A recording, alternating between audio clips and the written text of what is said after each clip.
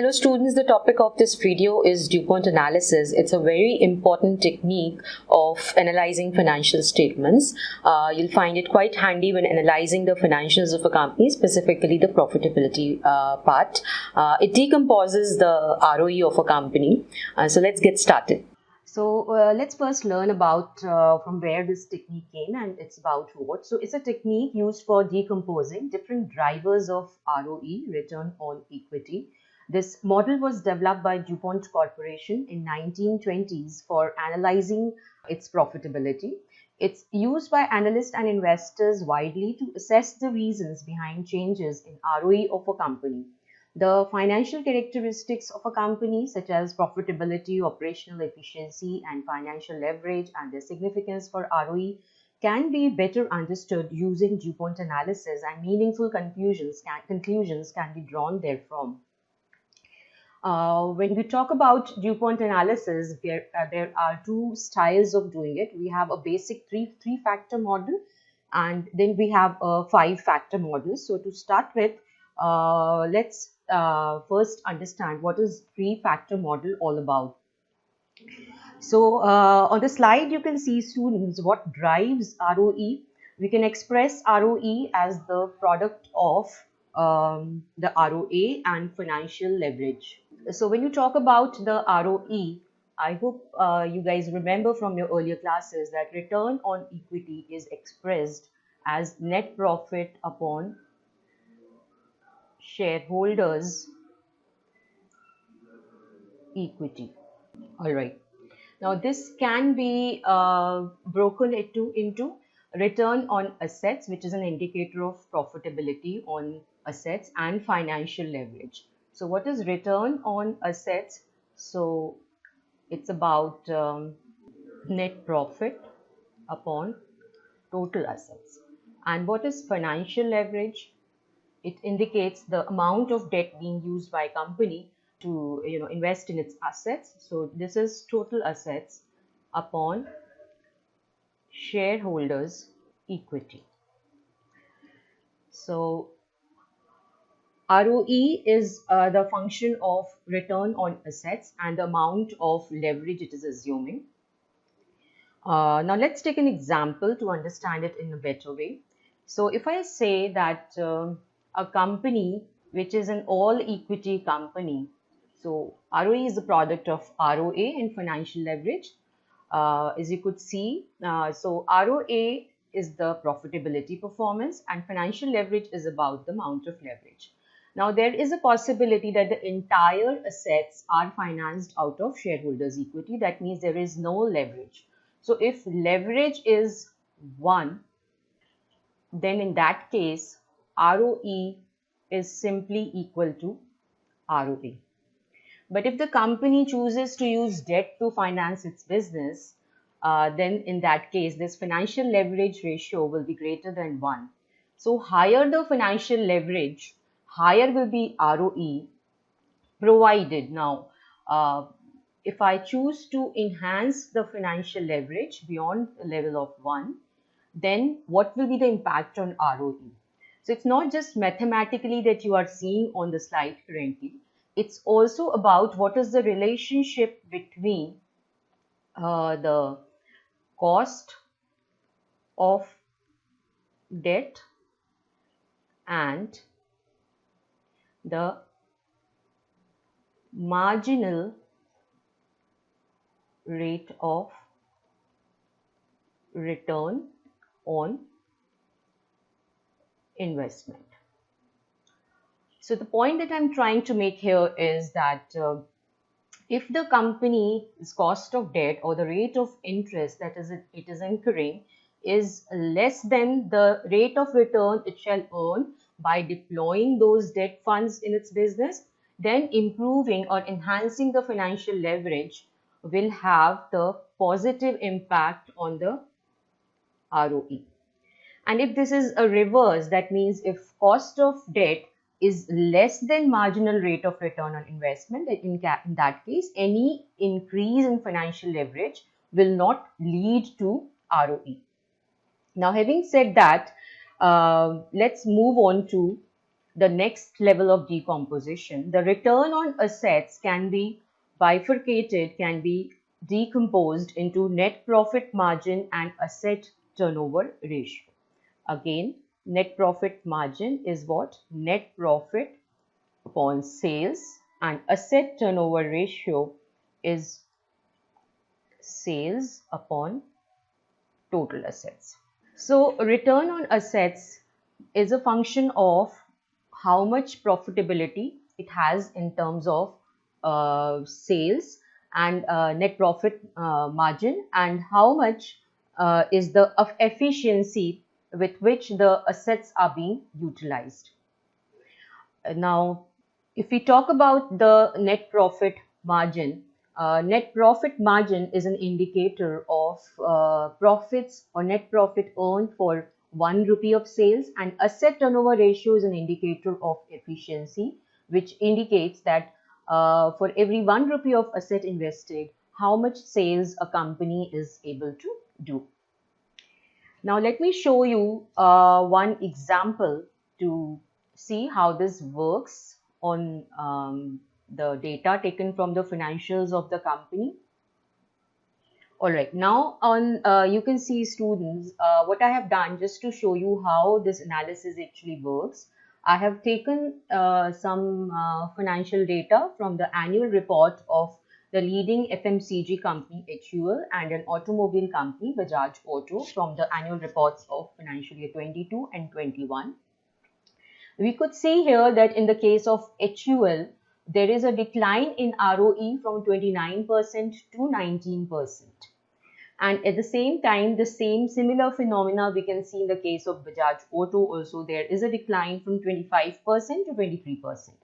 Now, let's see in terms of the three-factor DuPont model, what is causing this decline in the company's profitability performance from 21 to 22. To start with, if you just see the important figures that are here on these this Excel sheet, HUL, its net profit margin is approximately hovering around 17%. So not much of a change can be seen here between the profit margin for the 2 years.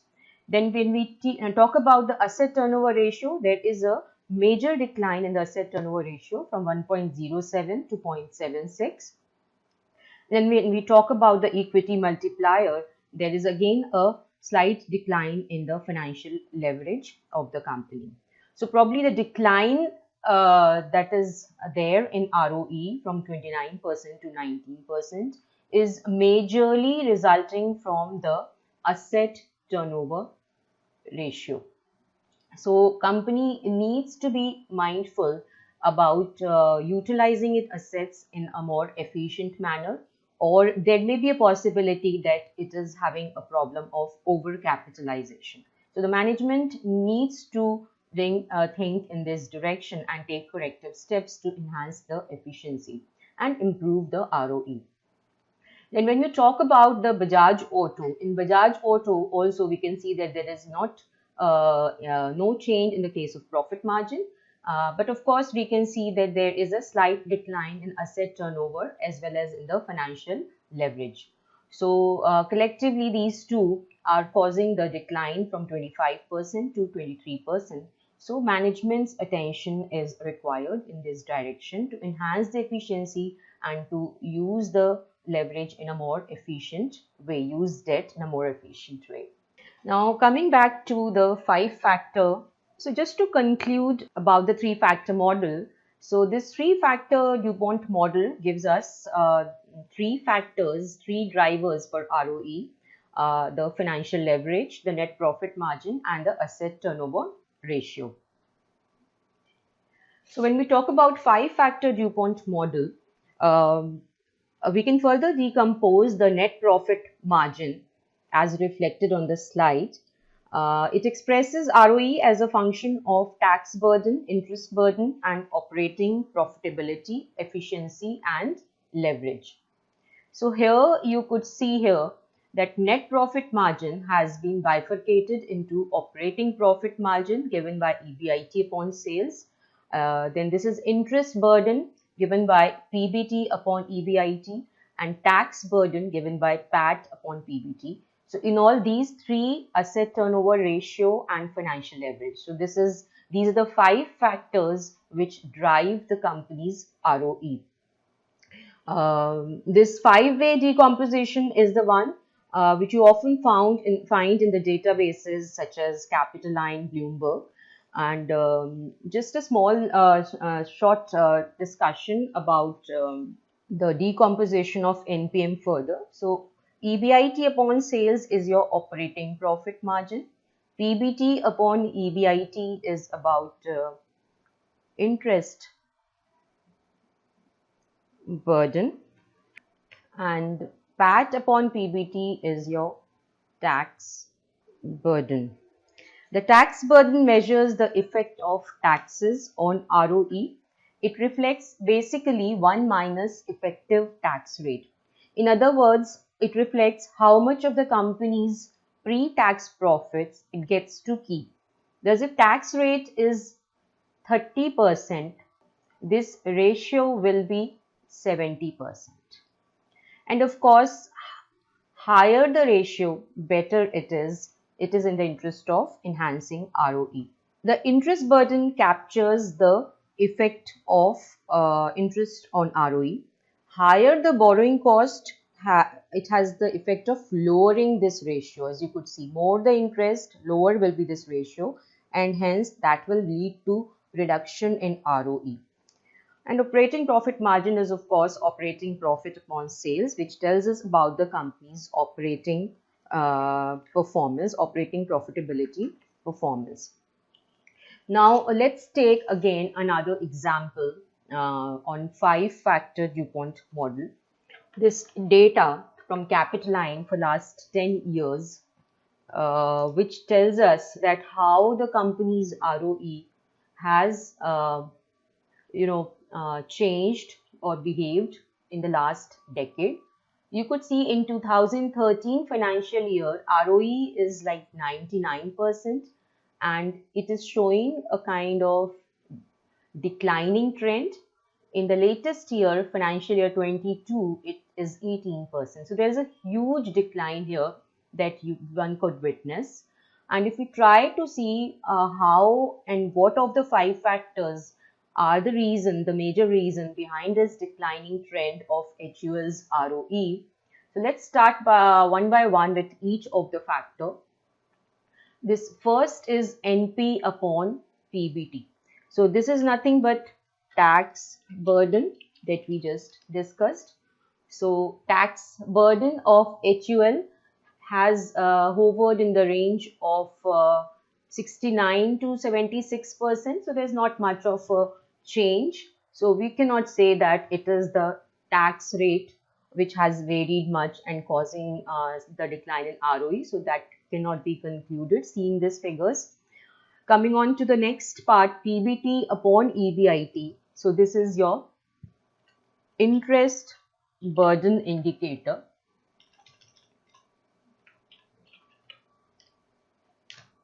So here you could see again it's like 1 or 0.99 throughout the 10 years period. So there is not much of variation, it's almost stable. So again, this cannot be the reason causing decline in the company's ROE. Then we move on to the operating profitability performance, and we could see that, so this is your operating profit margin, EBIT upon sales, and you could see here that operating profit margin, there is an improvement from 16% to 23%. So it's a kind of, positive indication that the company's profitability performance in terms of margins has improved a lot. Then the next ratio is about efficiency, the asset turnover ratio. Here we see a huge decline, and that's a tremendous decline which is observed from 6.13 to 1, and this is the asset turnover ratio, which is an indicator of efficiency. And it seems that this is the major reason that there is a decline in the company's ROE. This company HUL, despite earning good operating margins, ROE is declining, that because it has not been able to utilize its assets efficiently. So there is a huge decline in the efficiency with which the company has used its investments in various assets of the company. So again, I would again like to mention here, there are situations when the companies invest too much, so that is a problem of overcapitalization when the new investments are done without deploying it properly to enhance the scale of operations. Right, so that's a red area, requires immediate attention. And the next is the financial leverage indicator. So we could see that there is, of course, decline in assets upon equity from 1.35 to 1.09. So here also it is a kind of negative impact on ROE, because when you see the interest burden, there is no change. That means somewhere the company has not been, utilizing the financial leverage which it could have to enhance the company's ROE, which is the which indicate the profitability for the owners of the company, the shareholders of the company. So I guess that's the main reason to do the 5 factor, and it gives you clearly what are the factors which are, which can be a cause of concern, and the management can take the corrective actions to enhance its performance. Of course, students, this is just standalone figures we are taking here for HUL. If we can make a comparison with the peers and the industry averages, then maybe more meaningful conclusions can be drawn out of it. So yeah, that's about DuPont analysis. So it's advisable that all of you do this kind of an exercise on your base. Choose some companies, take out the data from Capitaline database, and see how the profitability performances have changed over the year and what are the factors which are causing it. So I hope you enjoyed the video, students, and you may like to deep dive into the topic, check out some data from the Capitaline database of some listed company and see how it enhances your understanding of the financials of a company. All the best, students.